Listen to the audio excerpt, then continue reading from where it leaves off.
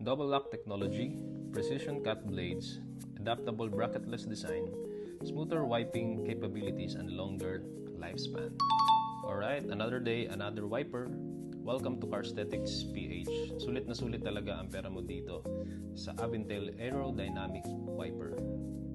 Nagsusupply pala kami ng mga car accessories nationwide, especially itong mga wipers. We have 3 wipers, the Avintail Aerodynamic Wiper, the Disrain, and the Carsthetics Fuke Wiper.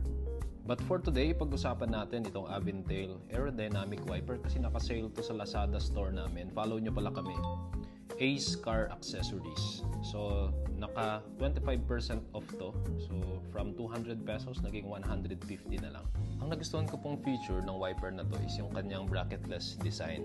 Kasi po, yung rubber blades nito ay nagkukontour dun sa shape ng atin pong windshield. Unlike dun sa mga traditional designs na meron pong bracket sa taas, napakatigas po nito at hindi po siya nagkukontour dun sa shape ng ating windshield.